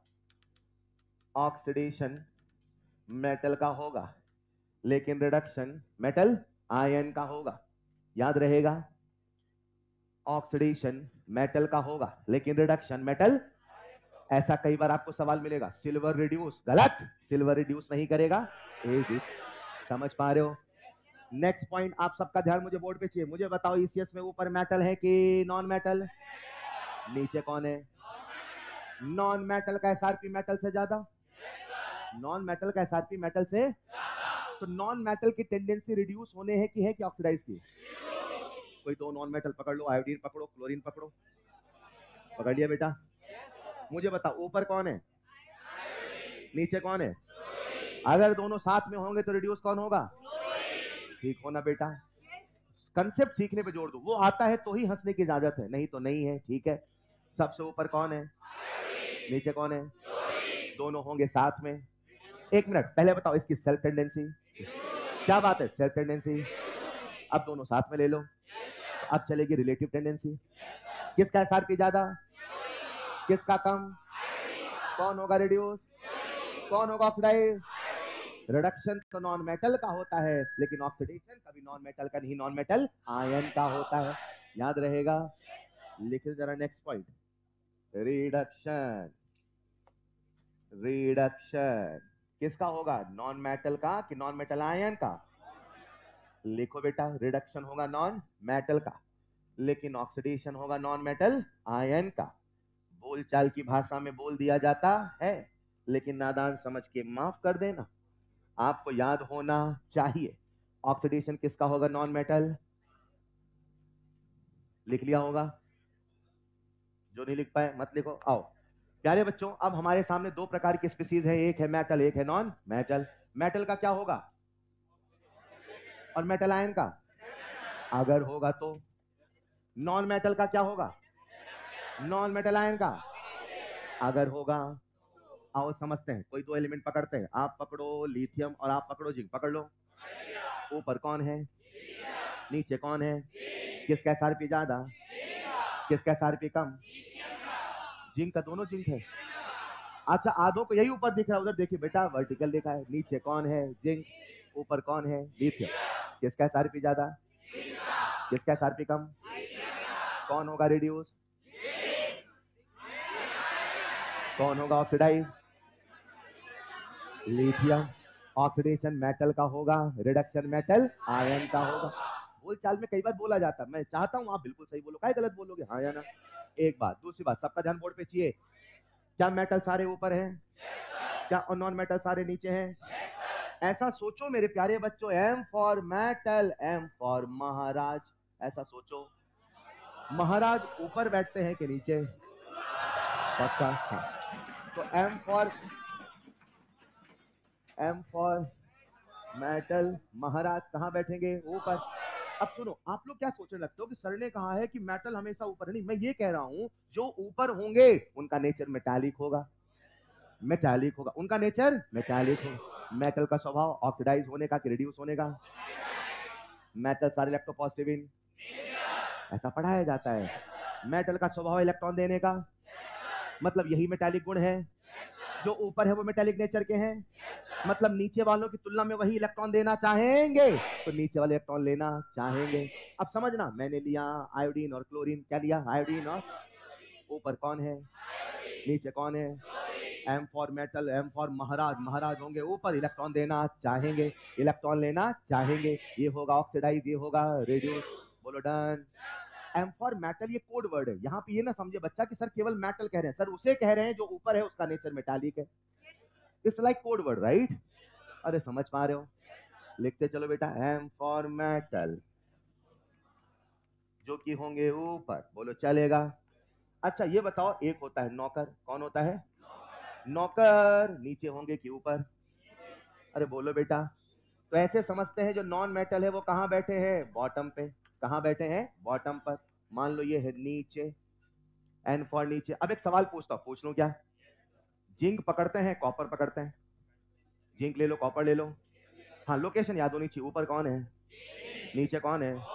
नीचे वाले नॉन मेटल, ऊपर वाले नॉन मेटल। का मतलब यहाँ ये नहीं कि नॉन मेटल है, नॉन मेटल का मतलब है उसका नेचर इलेक्ट्रॉन लेने का है। नहीं समझे? अब समझते हैं। जिंक और कॉपर पकड़ो पूरी क्लास, जल्दी से आगे। ऊपर कौन है, नीचे कौन है? एसआरपी किसका ज्यादा, किसका कम? मेटालिक नेचर किसका ज्यादा? Non metal nature. कौन ऑक्सीडाइज होना चाहेगा, कौन रिड्यूस होना चाहेगा? कौन बनेगा एनोड, कौन बनेगा कैथोड? जिंक और कॉपर की बैटरी बनाई जाएगी, जिंक बनना पड़ेगा एनोड, कॉपर को बनना पड़ेगा कैथोड। बोलो डन। लिखते चलिएगा। लिख लिया है क्या? लिख लो। अब हम क्या करते हैं, इसमें जितने तरह के सवाल बनते हैं उन्हें हम एज अ एप्लीकेशन लिख लेते हैं। एक बार सारे एप्लीकेशन बता दो फिर सवाल करते हैं। बोलो डन। लिख लेना next point, applications of ECS। Applications of ECS। जब भी मैं लिखूं एप्लीकेशन, आप इसे थ्योरी मान के नहीं पढ़ेंगे, क्या मानेंगे? सवाल। लिखो एप्लीकेशंस ऑफ ECS। मैं कोई हेडिंग बताऊंगा, आप मुझे रूल बताना और फिर कॉपी में लिखेंगे। एक भी बच्चा लिखने के बाद नहीं याद करेगा, याद करने के बाद लिखेगा, और नहीं याद होगा तो नहीं लिखेगा। आइए साहब, एप्लीकेशंस ऑफ ECS, उसमें लिखना number 1, reactivity of metal. Reactivity of metal, reactivity of metal, reactivity of metal. आओ साहब आगे क्या, पहले समझेंगे बाद में लिखेंगे। क्या सबको ECS याद है? सबसे ऊपर, सबसे ऊपर, सबसे नीचे, बस ये लोकेशन याद कर लो, राइट? सबसे ऊपर, सबसे नीचे, हम लोग किसकी रिएक्टिविटी लिख रहे हैं? मेटल की। मेटल ऊपर रहने से रिएक्टिव है कि नीचे? पक्का? जो ऊपर होंगे उनका एसआरपी कम होगा कि ज्यादा? हाँ, एसआरपी जितना कम रिएक्टिविटी उतनी ज्यादा। बोलो ना यार, एसआरपी जितना रिएक्टिविटी उतनी, जो जितना ऊपर वो मेटल रिएक्टिव उतना ज्यादा। Which is the most reactive metal in this ECR? Lithium is the most reactive metal. बोलो हाँ या ना? क्योंकि उसका इलेक्ट्रोड पोटेंशियल, उसका एसआरपी सबसे कम है। सिंपल सा मतलब है, M for metal, M for महाराज होंगे ऊपर। बोलो डन। कॉपी में लिख, याद हो गया क्या? नहीं याद हुआ? हमने पकड़ा सोडियम और जिंक। बताओ which is more reactive metal? Zinc और कॉपर? आयोडीन और क्लोरीन? वो तो मेटल कहाँ है सर? मेटालिक नेचर रिलेटिव, उससे अगर होगा तो उससे अच्छा ही होगा। बोलो हाँ या ना? लिखिएगा रिएक्टिविटी ऑफ मेटल, लिख लो जरा। Reactivity, reactivity. अब ये दुनिया को बेवकूफ बनाने के लिए ऐसा लिख रहे हैं, बस याद ऐसे नहीं करेंगे चलेगा। Reactivity is directly proportional to SRP की माइनस एसआरपी? लिख लो जरा, reactivity is directly proportional to minus SRP. चलेगा? सवाल इससे नहीं करेंगे, कैसे करेंगे समझ गए? आइए साहब लिखना नहीं। अच्छा प्यारे बच्चों, एक नियम होगा। नियम ये होगा, अगर कभी आपसे कहता है right the order of reactivity, क्या कहता है? राइट द ऑर्डर ऑफ, और कुछ न बोला जाएगा और कुछ न लिखा और सवालों में कोई इशारा भी न किया, तो याद रखना ऑर्डर ऑफ रिएक्टिविटी से मतलब है मेटल की रिएक्टिविटी ही लिखना है। मैंने बोला right the order of reactivity, तो बच्चा कंफ्यूज, सर मेटल की लिखे नॉन मेटल की? बशर्ते कुछ न बोला। एक बार एम्स में सवाल आया था, उन्होंने कुछ बोला था छुपा के और बच्चों ने कहा कुछ बोला ही नहीं था। डिस्कस करें, कुछ ही देर में आने वाला है। फिलहाल अगर कभी लिखेंगे ऑर्डर ऑफ रिएक्टिविटी, एक लाइन लिखना, order of reactivity simply means, order of reactivity simply means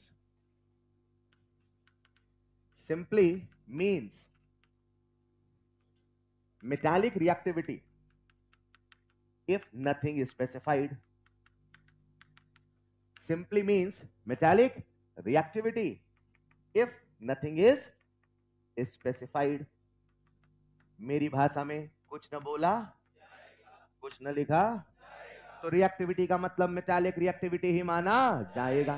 sir सवाल कैसा आएगा? कुछ ही देर बताता हूं। फिलहाल M for metal, M for महाराज, महाराज होंगे नॉन मेटल।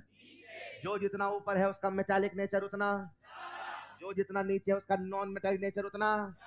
लिखना जरा, reactivity of non metal, reactivity of non metal. बताते चलना, लिखते चलना।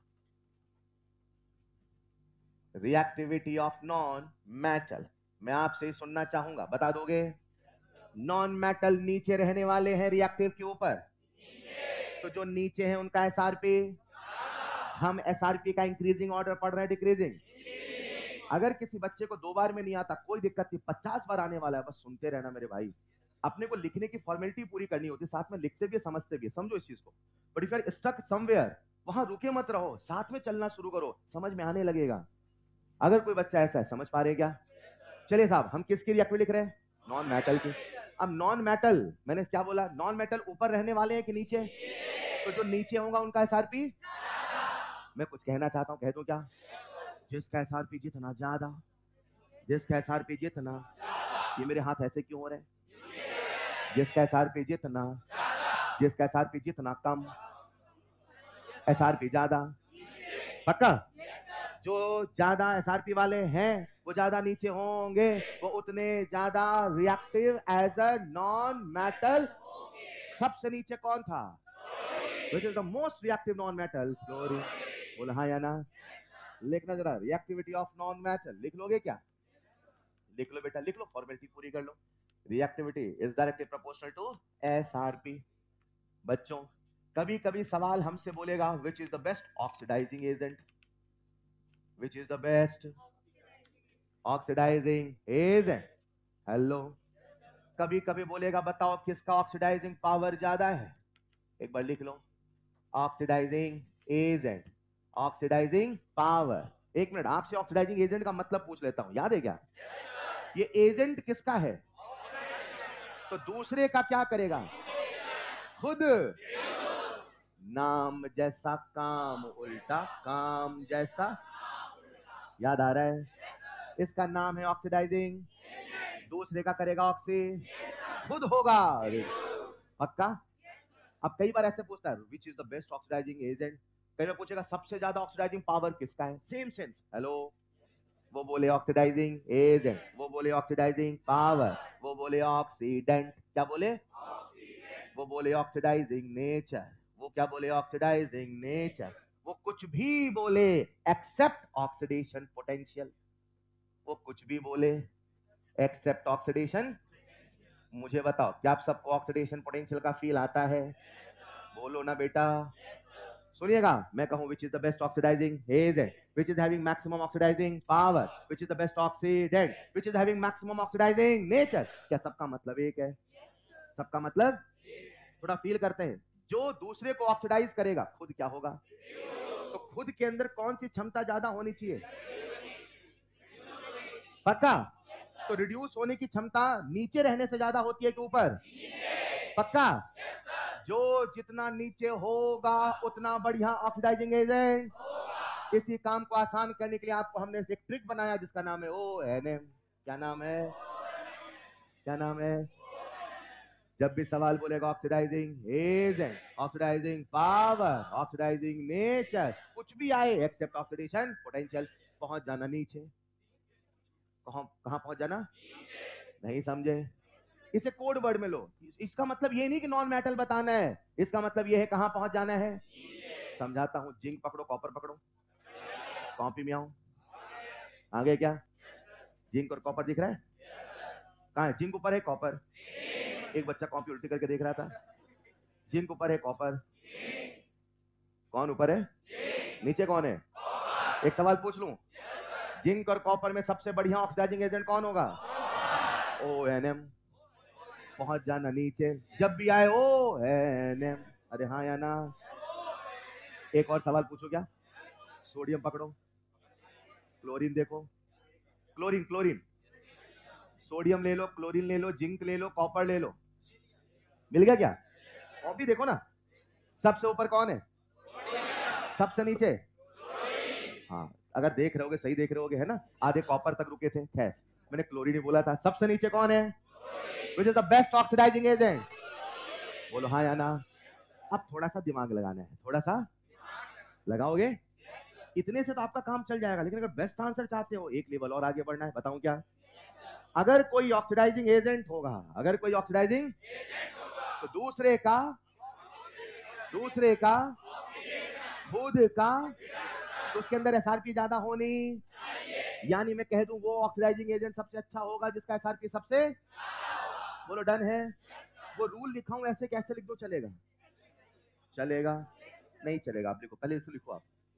अरे नहीं, आप गड़बड़ कर दोगे। अरे झूठ बोलते हो आप। Oxidising agent is proportional to SRP। Oxidising agent is proportional to SRP। अभी एक चीज और बताता हूं, पहले आगे बढ़ते हैं। तो मैंने आपसे कहा अगर कभी हमसे बोलेगा मेटालिक नेचर ऊपर, non metallic nature, reactivity of metal ऊपर, रिएक्टिव नॉन मेटल नीचे, कभी बोलेगा O, मतलब कहां पहुंच जाना? मतलब SRP उसका ज्यादा होना। उसको as a code word use करो, राइट? N का मतलब नीचे का मतलब SRP ज्यादा सोचना है, M का मतलब मेटल मतलब SRP कम सोचना है। अरे डन। आगे बढ़े क्या? लिखो जरा नेक्स्ट पॉइंट। कितने एप्लीकेशन हो गए? 3 हो गए। 3 के बाद बेटा लिखो, नहीं रुकूंगा, लिखो। अगर कभी सवाल हमसे कहता है रिड्यूसिंग एजेंट, क्या कहता है? अब एक सवाल करके सिखाऊंगा, लिखना। रिड्यूसिंग एजेंट, कभी सवाल हमसे कहता है रिड्यूसिंग एजेंट, ये डॉक्टर बनेंगे, इनके पास मरी जाएगा।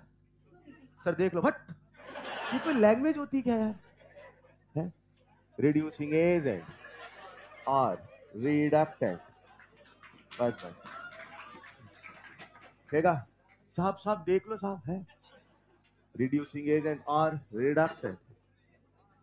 अगर कभी सवाल हमसे कहता है रिड्यूसिंग एजेंट, या सवाल हमसे कहता है रिडक्ट, अरे चलेगा। या सवाल हमसे कहता है रिड्यूसिंग नेचर, और कोई नाम सोचो, सोचो। अरे वाह, वेरी गुड बेटा, और कोई नाम सोचो बेटा रिडक्टर लिख दिया ऑलरेडी, नहीं सोच पा रहे हो क्या? बस आप नहीं सोच पाए तो पूछ ही नहीं सकता है। ऐसा कोई भी पर्यायवाची शब्द है, कभी रिड्यूसिंग नेचर बोले, रिडक्टेंट बोले, ये भलाना ढिमकाना कुछ बोले, एक्सेप्ट रिडक्शन, आधे बच्चे यहां भी लगा दे। मतलब इसे कहते हैं अंधा रटना। वो पूछना बताओ इसमें सबसे ज्यादा रिडक्शन पोटेंशियल किसका है, वैल्यू लिखिए तब भी रूल लगा रहे, अरे नंबर देख के बताना इसमें सबसे ज्यादा किसका है, हाँ या ना। इसीलिए मैं लिख दे रहा हूं एक्सेप्ट रिडक्शन पोटेंशियल। बोलो चलेगा? अगर ये पूछे बस तब बेटा नंबर देख लेना प्लीज, देख लेना 2 बड़ा कि 3 बड़ा। आओ थोड़ा समझते हैं। अगर वो हमसे कहता है रिड्यूसिंग एजेंट, क्या कहता है रिड्यूसिंग, फिर डेफिनेशन याद करते हैं। रिड्यूसिंग एजेंट मतलब दूसरे का नाम जैसा। अच्छा बच्चा परेशान, सर नाम है रिड्यूसिंग एजेंट, दूसरे का रिडक्शन कर तो रहा है। अरे भैया खुद के साथ जो हो रहा है वो काम है, नहीं समझे? मतलब कोड वर्ड जो बोले जाते हैं, मुहावरे कैसे बोले जाते हैं वो भी समझो वाली बात होती है, राइट? आपको समझना पड़ेगा ट्रिक बनी कैसे। अगर प्रश्न मुझसे कहता है रिड्यूसिंग एजेंट, क्या कहता है? यानी दूसरे का, खुद का। अब समझना दूसरे ने क्या करना है, दूसरे को क्या करना है, खुद को क्या होना है। तो खुद के अंदर कौन सी ताकत ज्यादा, ऑक्सीडाइज की ताकत ज्यादा होनी, लेकिन अपने केवल एसआरपी के फॉर्म में बोलना है। ऑक्सीडाइज की ताकत ज्यादा होनी यानी एसआरपी कम होना। एसआरपी कम नीचे है कि ऊपर, पक्का? जब भी रिड्यूसिंग एजेंट बोले जो जितना ऊपर हो उतना बढ़िया रिड्यूसिंग एजेंट हो। इसे मैं कुछ ऐसे कहूंगा, जब भी सवाल बोलेगा रिड्यूसिंग एजेंट, क्या बोलेगा रिड्यूसिंग, तो आप देखना मेटल की तरफ। किसकी तरफ देखना, मेटल की तरफ। बोलो हाँ या ना। एक सवाल करें क्या, ईसीएस में आओ, कॉपी में आओ, ईसीएस में आगे क्या, उसमें आप देखो जिंक को और देखो कॉपर को। पहला सवाल पूछता हूं, ठीक है? ये आपकी स्पीड को बढ़ाएगा, बस ढल जाओ एक बार। अब बार बार एसआरपी सोचोगे समय बहुत लगता है, ये सोचोगे फटाफट बनेगा, राइट? चलो समझते हैं। पहले मुझे डेफिनेशन बता दो ऑक्सीडाइजिंग एजेंट की डेफिनेशन। दूसरे का ऑक्सीडेशन, खुद का। रिड्यूसिंग एजेंट की डेफिनेशन फिर से एक बार बेटा, रिडक्टेंट की डेफिनेशन। नहीं सुनते नहीं आप लोग, ध्यान से यार। फिर से ऑक्सीडाइजिंग एजेंट की डेफिनेशन, दूसरे का, खुद का। एक एक बच्चे को टोकना पड़ेगा तब पढ़ेंगे हम। फिर से बेटा ऑक्सीडेंट की परिभाषा, फिर नहीं समझ में आएगा। क्या हो गया, नहीं मन कर रहा पढ़ने का? सर डॉक्टर नहीं बनूंगा मैं अब सर। आओ, मेरा मन उठ गया सर। बस बस, आपको सीखना है तो लगना तो पड़ेगा ना। अब आप डेफिनेशन भी नहीं याद करना चाह रहे हो और ट्रिक भी नहीं समझना चाह रहे हो, मेन लंबे तरीके से भी नहीं चलना चाह रहे हो और छोटे तरीका भी नहीं सीखना चाह रहे हो, संभव है? आइए सब, आपका ध्यान चाहिए फिर से। अगर सवाल बोलेगा ओ, क्या बोलेगा, तो पहुंच जाना है नहीं। अगर सवाल बोलेगा आपके सामने ईसीएस है, which is the best reducing agent, are ऊपर, and answer will be lithium. Which is the best oxidising agent, ओ है। बोलो हाँ या ना। अब थोड़ा सा दिमाग लगाना है मेरे प्यारे बच्चों, याद रखिएगा ऑक्सीडेशन मेटल का होता है, ऑक्सीडेशन, लेकिन रिडक्शन कभी मेटल का नहीं, मेटल आयन का। अभी तक मैंने आपको क्या बताया, एम फॉर मेटल महाराज ऊपर, एन फॉर नॉन मेटल नीचे, ओ एन एम राम, याद रहेगा। और एक रूल और याद रखना, मिस्टर मियो। क्या बोला मैंने, मिस्टर मियो। अब समझो समझो समझो, अगर कभी बोलेगा रिडक्टेंट, क्या बोलेगा, तो हमेशा आंसर होगा मेटल, क्या होगा, लेकिन अगर कभी बोलेगा ऑक्सीडेंट, आंसर होगा मेटल। अब प्रैक्टिस करते, कर ले क्या, पहले लिख लो इसको, नेक्स्ट पॉइंट बना के मिस्टर मियो।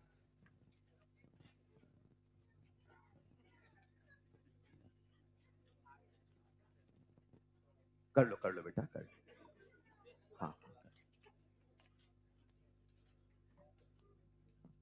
कर लो, अच्छा लगता है नहीं?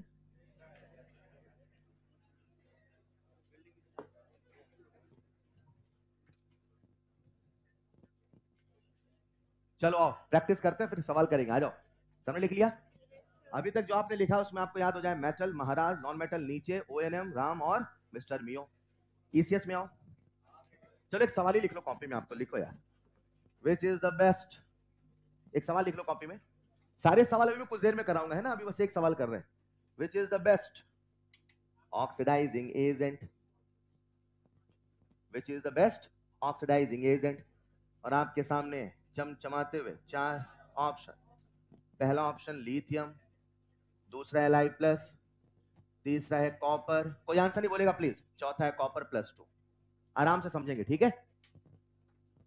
विच is the best oxidising agent, और आंसर नहीं बोलेंगे प्लीज, अपने आंसर मन में सोच लो, कंसेप्ट लगा लो। वो बोला है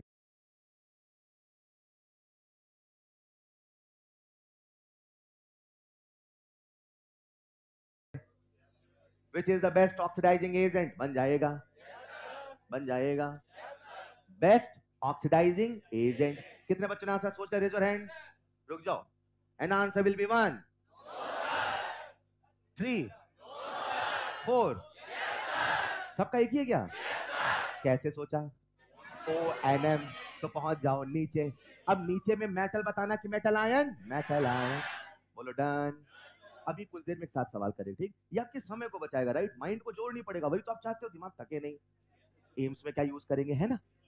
अरे हाँ या ना? अभी कितने एप्लीकेशन हो गए भाई? 4। लिखना जरा नेक्स्ट एप्लीकेशन, एक साथ सवाल करेंगे, राइट? फिर मजा आएगा। लिखो पहले next application, displacement reactions, displacement reactions, displacement reactions. चलो, डिस्प्लेसमेंट का एक नियम होता है, डिस्प्लेसमेंट का एक ताकतवर कमजोर को हटा देता है। डिस्प्लेसमेंट का एक नियम होता है, ताकतवर कमजोर को हटा देता है। मेटल की ताकत ऊपर रहने में है, नॉन मेटल की ताकत नीचे रहने में है। बोलो हाँ या ना? डिस्प्लेसमेंट, डिस्प्लेसमेंट का मतलब तो समझते हो ना? डिस्प्लेसमेंट का एक नियम होता है, ताकतवर कमजोर को। डिस्प्लेसमेंट भी 2 प्रकार का होता है, कभी मेटल का मेटल से, तो कभी नॉन मेटल का नॉन मेटल से। याद रखना, मेटल कभी नॉन मेटल को नहीं हटाता, और नॉन मेटल कभी को नहीं हटाता। Metal metal displacement, non metal displacement. लिख लो जल्दी से, metal metal displacement, non metal displacement. उसमें अलग से हेडिंग डाल लेना, metal metal displacement, metal displacement. Rule लिखेंगे, एक सवाल करेंगे। मेटल डिस्प्लेसमेंट, कौन हटा रहा? मेटल। किसे हटा रहा? सच में मेटल मेटल को नहीं हटाता, मेटल आयन को हटाता। लेकिन बोलचाल की भाषा में बोल लेंगे, कोई फर्क पड़ने वाला। समझते हैं, डिस्प्लेसमेंट का एक नियम होता है, ताकतवर कमजोर को। मुझे बताओ, मेटल किसको हटा रहा? तो ताकतवर मेटल कमजोर मेटल को हटा देगा। ताकतवर मेटल ऊपर की नीचे, और कमजोर मेटल ऊपर वाला मेटल नीचे वाले मेटल को हटा देगा। ऊपर वाला नीचे वाले को हटा देगा। नहीं समझे? क्या समझे? अब आप समझो, ऊपर वाला कौन है, नीचे वाला। लिखो बेटा, ऊपर वाला नीचे वाले को हटा देगा। सर ये क्या चल क्या रहा है सर? लिखो बेटा, अभी बताता हूं। ऊपर वाला नीचे वाले को हटा देता है। ऊपर वाला लिखूं क्या मैं? ऊपर वाला नीचे वाले को हटा देता है। ऊपर वाला नीचे वाले को हटा। आओ इसे एक छोटे से एग्जांपल के माध्यम से करते हैं। बेटा देखो, आपको पता है कॉपर नाइट्रेट का रंग कैसा होता है?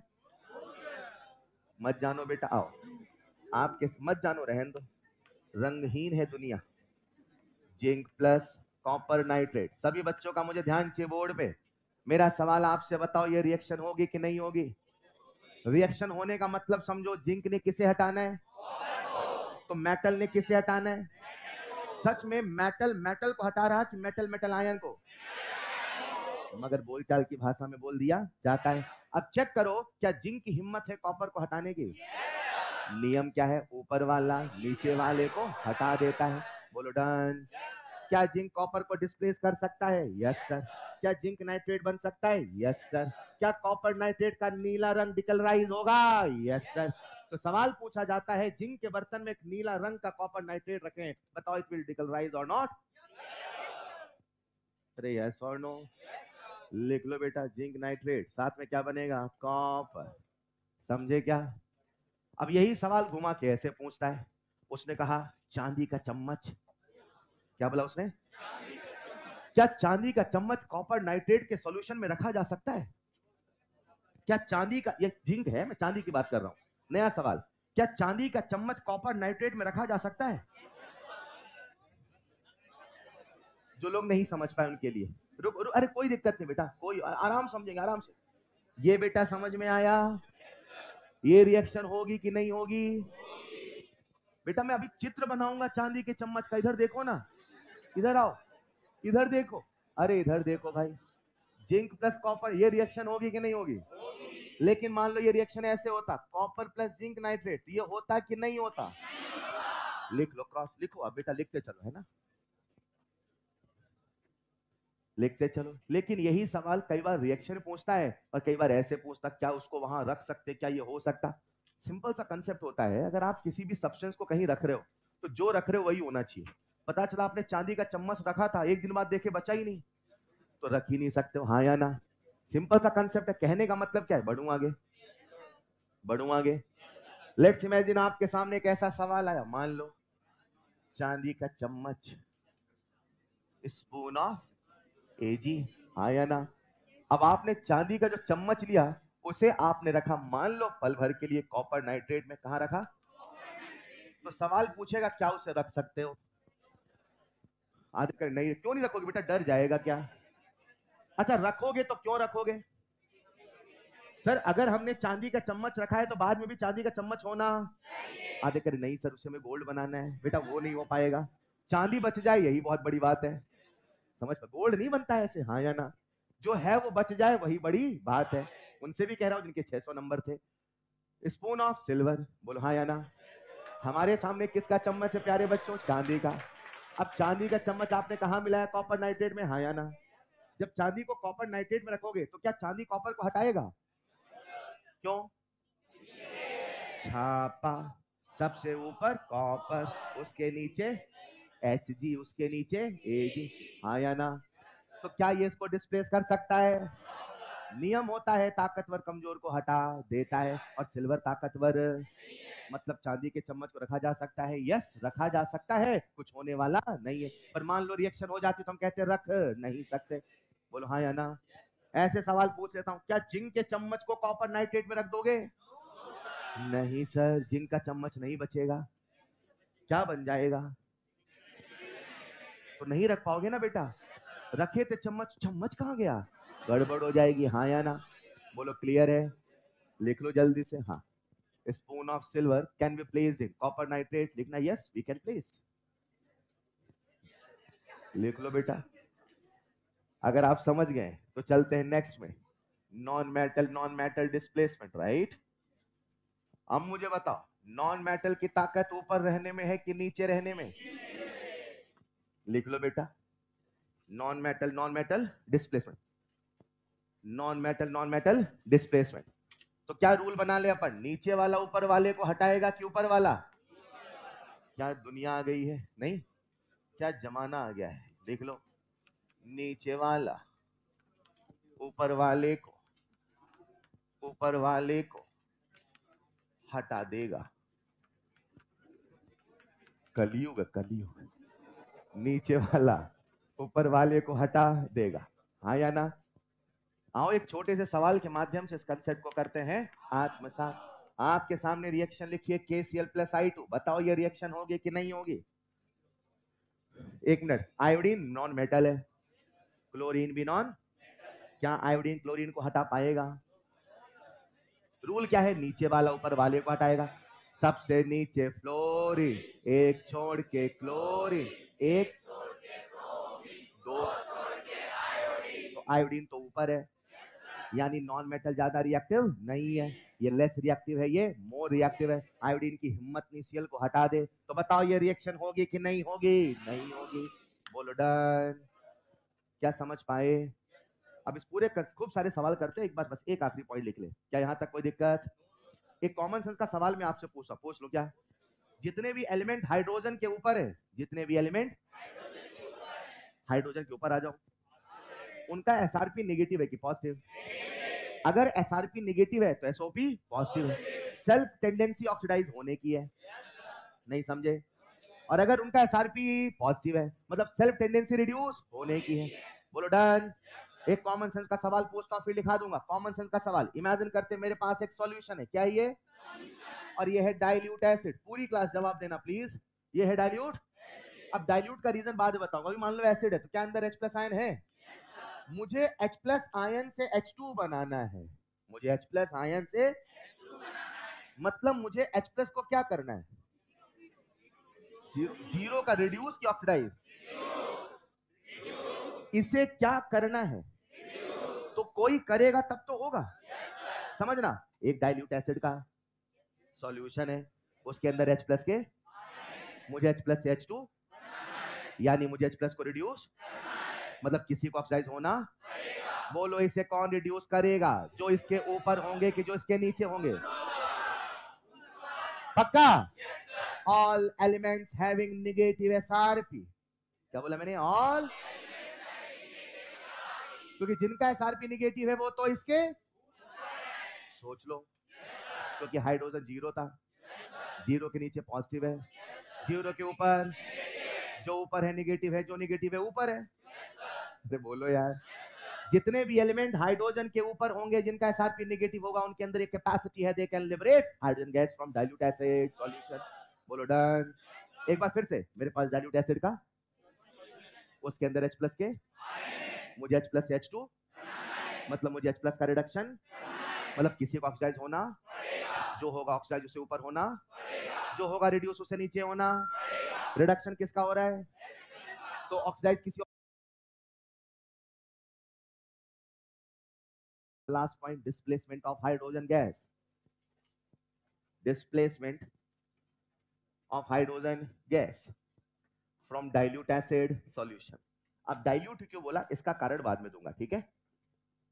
Of hydrogen gas from dilute acid solution, from dilute acid solution. कैसा सॉल्यूशन है बेटा? क्या रूल बोल पाओगे? मैं बोलता हूं, सही लगे तो हाँ कहना। All elements having negative SRP, all elements having, जिनका एसआरपी नेगेटिव हो हाइड्रोजन के ऊपर है ना यार, तो वो लिबरेट कर पाएंगे नहीं कर पाएंगे? पक्का? हाँ ठीक है, जिसका ज्यादा नेगेटिव है वो ज्यादा जल्दी करेगा, जिसका कम करेगा, लेकिन लिबरेट कर सकते हैं। तभी तो आप पढ़ते हो इनऑर्गेनिक में cold water, hot water, steam. पढ़ते हो नहीं पढ़ते हो? लिखो बेटा नेक्स्ट पॉइंट। ऑल एलिमेंट्स, उम्मीदों भरी नजरों से मैं देखता हूं आपकी तरफ। All elements having negative SRP, all elements having negative SRP, having negative SRP can release hydrogen gas, can release hydrogen gas from dilute acid solution। बच्चों हमने जो सीखा अभी से बिल्कुल आत्मसात करने का समय है। तैयार है? शुरू करें सिलसिला सवालों का। पहले वन लाइनर, फिर ऑब्जेक्टिव, फिर लेंथी, फिर टफ। चलेगा? फटाफट लिखना, फटाफट जवाब देना, लिखते चलना। मोस्ट रिएक्टिव मेटल, लिखते चलना और जवाब देते चलना। मोस्ट रिएक्टिव मेटल, क्योंकि लिखना भी जरूरी है ना। Most reactive metal in ECS, बता दोगे? कितने बच्चे बता देंगे? Raise your hand. क्या बात है? मेटल ऊपर के नीचे? Answer will be lithium. एक होता आंसर देना, एक होता बिना एफर्ट के आंसर देना। ECS में कुछ बच्चों को बहुत इजीनेस होता है और कुछ को बहुत एफर्ट लगता है। उस एफर्ट को मिनिमाइज करने की कोशिश कर रहा हूं छोटे छोटे ट्रिक से, वरना आप कई बार लेंदी सवाल सोच रहे, ये होगा फिर वो होगा, फिर अरे क्या हो गया, ऐसे आपने सवाल किए होंगे ना, वो रिलेशन वाले, इसका रिलेशन ऐसा करके। कुछ बहुत इजीली सोच पाते, कुछ पता नहीं क्या है, छोड़ ही दो। सेम थिंग हैपन हियर, उसी चीज को मिनिमाइज करने की कोशिश करो। चलेगा भाई? बिना एफर्ट के आंसर दोगे तो मजा आएगा। चलेगा? अरे हेलो, लिखना अगला सवाल, लिखते चलना। मोस्ट रिएक्टिव नॉन मैटर, हाँ लिखते चलना और बोलते चलना।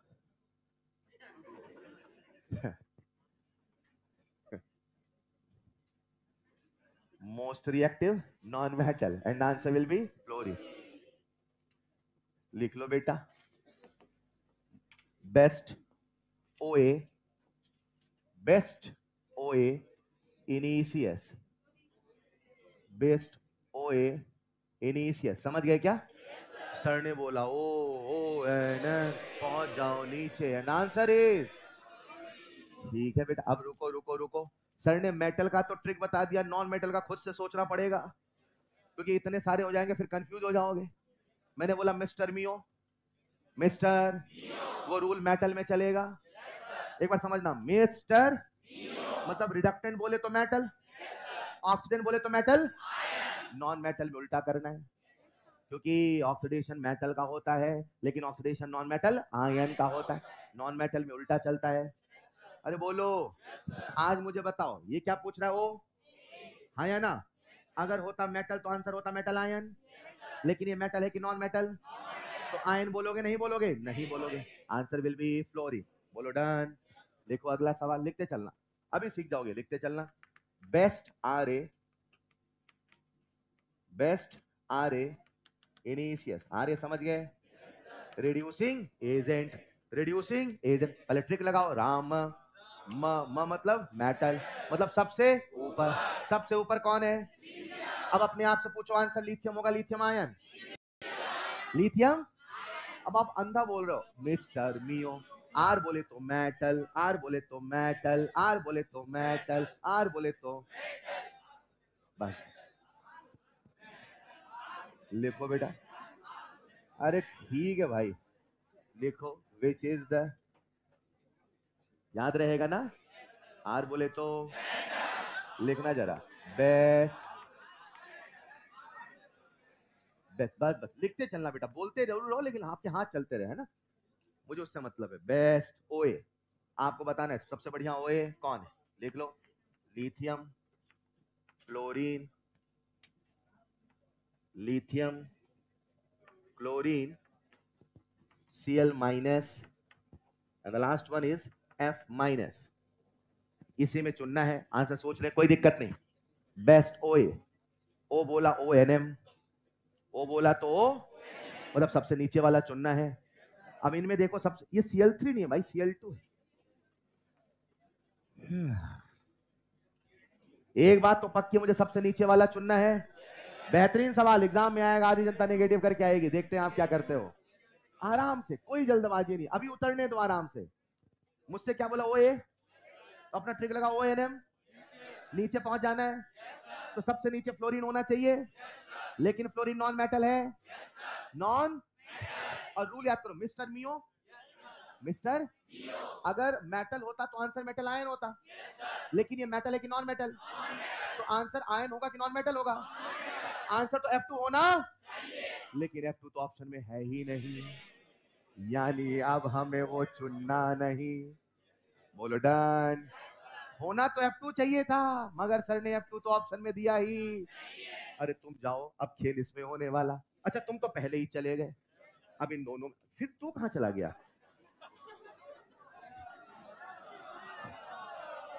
स्मार्ट बोर्ड की लाइफ हो रही लगता है ना। हाँ प्यारे बच्चों, ये रहा Cl2, यस और नो? बताओ आंसर Cl माइनस होगा Cl2? कितने बच्चों ने सोच लिया था पहली बार में, सच बताओ, पक्का? बस यही परफेक्शन है ECS का। बच्चे इसी में कंफ्यूज है, कहां आयन है कहां क्या है। हेलो, उतना तो सोच लेते हैं सर, आयन नहीं समझ में आता, ये सिलसिला अपनी बेल हुई है क्या? एक और सवाल, एक और सवाल।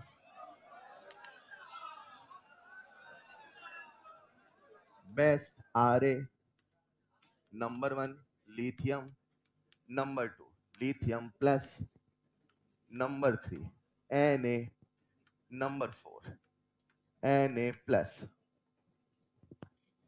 आंसर नहीं बोलना है प्लीज। आपसे पूछा है बेस्ट RA, बता दोगे? कितने बच्चे बता देंगे? Raise your hand. क्या बात है साहब, सच में? आर, राम, मेटल सबसे ऊपर, आंसर तो लिथियम ही होगा। अब चेक कर लो, लिथियम की लिथियम आयन, आर बोले तो, अरे बोलो हाँ या ना? आंसर मिस्टर मियो याद है कि नहीं याद है? कितनों को याद है? याद है? रिडक्टेंट बोले तो आंसर हमेशा metal, answer will be lithium. बोलो डन। एक आखिरी सवाल मैं आपको फ्री कर रहा हूं, लिखना बेटा out of Ag plus copper plus 2 out of Ag plus copper plus 2, which is the best OA, सबसे बढ़िया OA कौन होगा, which is the best OA। बन जाना चाहिए तुरंत, बिना एफर्ट के बने तो मजा आएगा अच्छे सवाल करने में।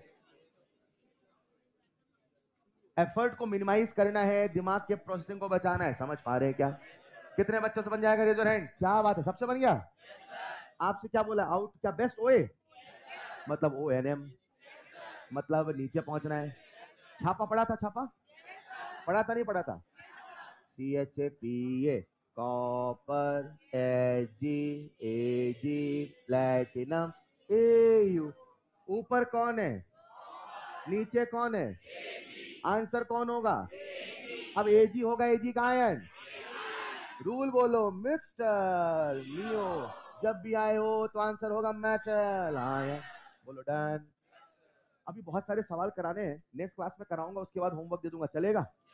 आपका होमवर्क रहेगा आज का। अभी इससे सवाल मत करना प्लीज, अभी जल्दबाजी होगी। होमवर्क लिखिएगा number 1, revise today's lecture and prepare short notes. अच्छा भी लगता है, खुश होते हो, लेकिन जब कुछ भी बोलते हो तो बुरा भी लगता है। सोचता हूँ टोक दो, हंसने दो, चल रहे इसी में खुश। हाँ, क्या लिख रहे थे? Revise lecture prepare short notes. Number 2, complete all pending homework. कल आपको ढेर सारा होमवर्क दे रहा हूँ, डन? और कल अपन जलाएंगे बल्ब भी। अरे हाँ या ना? That's all for today. मिलते हैं नेक्स्ट क्लास में। Thank you so much. बंद कर दूं क्या?